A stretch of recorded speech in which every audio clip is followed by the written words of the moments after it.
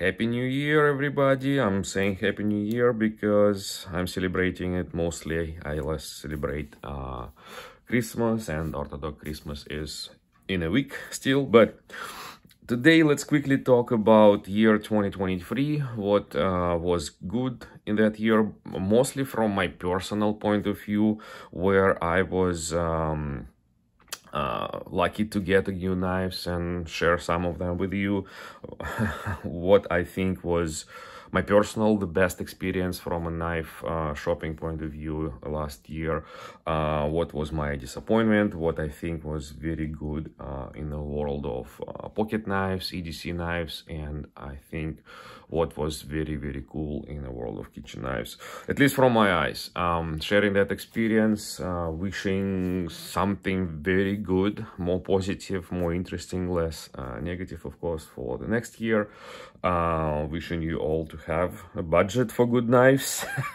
Last year, speaking of budget, I think I've spent the most money on some of those purchases, and I'll talk a little bit more about quite expensive knives.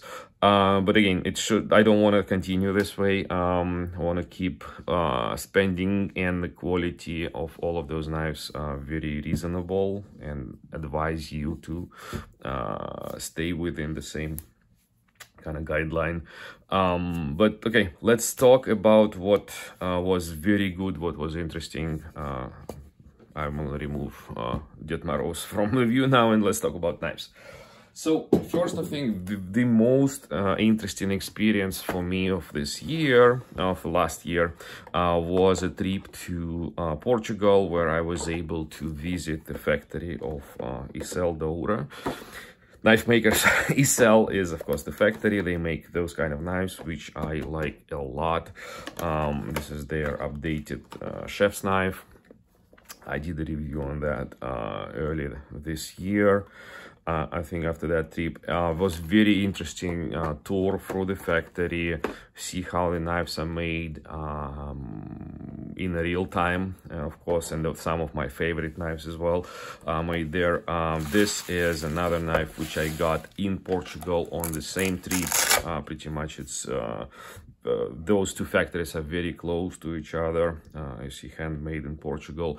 I also toured the factory real quick, spoke with this wonderful person, Vaška Matej, bought this knife. So this was my kind of like a best experience of the previous year, and I'm kind of highly recommending you, if you have time, go to the places where the knives are made, ask for the tour, maybe of the factory, maybe even visiting the factory store right by the factory is sometimes also very interesting, and you can find a lot of good stuff in there. So I think that was one of the, it was the best experience of a year 2023 for me, is that trip to the Portugal and visit of those knife makers. The disappointment of 2023, I actually have a few. Also, two of them are related to the travels. I did travel to Dubai, and I was not able to buy a good knife in there. And also I traveled to Crete for vacation, and I did get a knife in there, but it's a pretty bad knife. And what was my disappointment, that I was not able to find a decent quality Crete style knife which I would buy.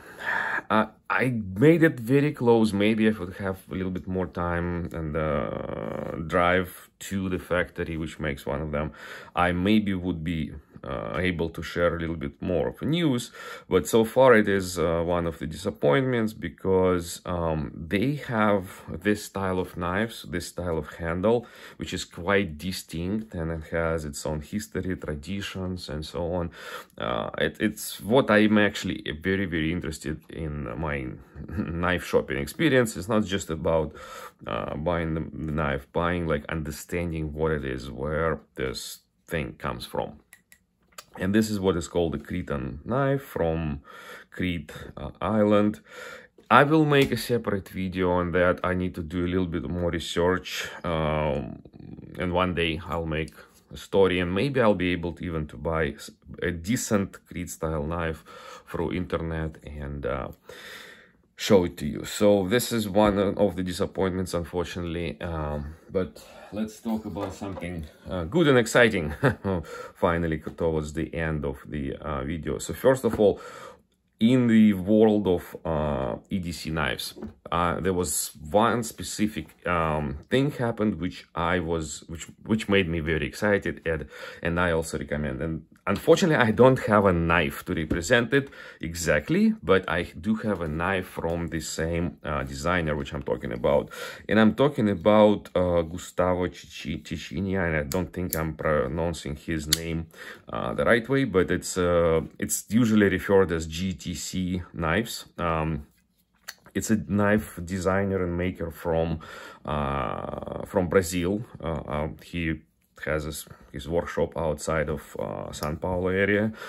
I personally met him on a plane once, and he's making his own crazy designs of those knives. They're very distinct and they're very cool. His knives are, of course, for the top quality, top execution. They cost top money. He's a really maker of those custom knives. What he does from time to time, he does a collaboration with different companies for the production series. I have in my collection his collaboration from a few years ago with Kershaw and Zero Tolerance. This knife is probably well known within EDC community, ZT0055. It's designed by Gustavo GTC, has his very special opening tool here, and it's an impressive knife, to be honest. What happened this year, what made me exciting, is that he made a collaboration with V and CVV knives, and I do like those knife makers as well, and I'm thinking that once so first of all, collaboration with the CVV, that knife is available already for purchase. You can get it on CVV website or Blade HQ, wherever you buy knives. It's not that expensive. Also has a very distinctive design, similar to those lines which you see here. And V knives, which is more premium in terms of materials and execution. They also have a model designed by GTC Gustavo. I'm planning to get both of them. I just did not have budget and money yet to buy them, but I will get them and I'll make a review. I'll put all of those knives together and you'll see exactly what I'm talking about. What are those design lines and how good those knives are. And I do believe they will be good, both from CVV and from V and so on. So this is a very, very exciting event for me that this happened. And finally, let's talk real quick about kitchen knives. I was able to acquire this year 2 of very, very good and quite expensive kitchen knives. You've seen this one on the channel already, Norquist design, S-grind. You didn't see this one on the channel yet. I filmed the video, had no time yet to review or maybe edit it or redo this.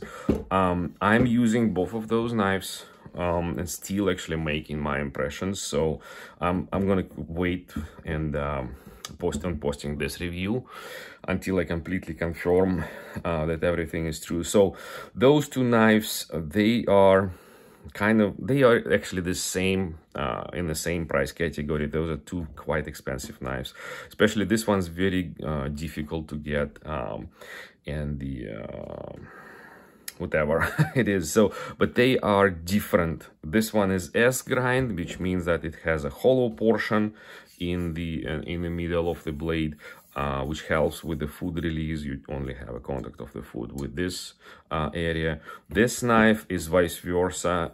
It is a convex grind on both ends. It's like not flat, not straight, it's convex. Also helps with the food release. This knife is also zero edge. This fine knife is also zero edge.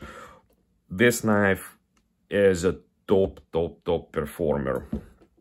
I think this knife outperforms everything, including this knife. Again, my personal impression so far. I need to maybe do a little bit more testing, a little bit more even filming how those knives took cuts. But for me, speaking of 2023, this knife made a very, very special appearance and special event in my kitchen. And I think it is also very interesting that this person, Jesse, who makes those kind of knives, he usually, if you don't know, he usually makes more expensive versions of these knives, like a custom ones, only few a month or several a year, whatever he can make. He also started last year, he started so-called production series, and the price tag on production series is of course different from his completely custom, more premium knives. That's why I bought it. I was interested in the S-grind. I think it's a very, very cool knife. It is representing some of the advanced technologies which also became available in the knife world recently. For example, carbon composite 3D printed handle. It's something which I didn't see yet on those knives. And the knife itself is cool, so that's why I think this is the kitchen knife of the year, especially for me. This knife is, as I said, performs better in my opinion, but this is not the new knife. This knife is on the market for a few years already. It's not well known, but we'll talk about it separately. This specific thing, production series from Nordquist Designs, is a knife of a year in my eyes for 2023. So let's wrap up with the video. First of all, thank you for staying with me, for watching. Please keep asking questions. Please keep up with any types of feedback to me. I know what I'm doing wrong. I don't invest my time into editing the videos, making a very good, flashy, nice to watch things. It's more like a podcast, but that's the way I want to keep it for a while. Unfortunately, as I said, I don't have enough time to invest a lot in the video processing. I don't want to hire anybody and pay them money to do that for me. This is information sharing, information exchange based on my interest, on my view on the knife, manufacturing, knife history, knife business from time to time, design, of course. Another interesting thing which happened last year is that I did a review of the knife by request of one of the subscribers. They wanted to see the is it a good knife, is it worth buying? I bought it for my own money. I did a review. I said, you know what, I'm not impressed. Probably doesn't make sense to buy this knife for the full price. If you can get it with a good discount, maybe yeah, it's okay, interesting knife, but definitely doesn't worth buying that knife for the full price. For that money you can get better knife. And that was well received, not only by the person who asked for that, but some other people as well, just random people in the comments. Again, I don't want to highlight exactly what kind of knife company it is. You will see that knife company from time to time on my channel as well. But if that works for you, it works for me as well. I actually kind of like risk my money a little bit because I have to return that knife. Again, spend some time, but at least it makes it interesting and helpful to somebody. I don't want to ruin the business for those companies, for knife companies, of course. I want them to succeed. I want them to improve with knife designs, knife execution quality, and I want them to be able to sell good products to us, to people.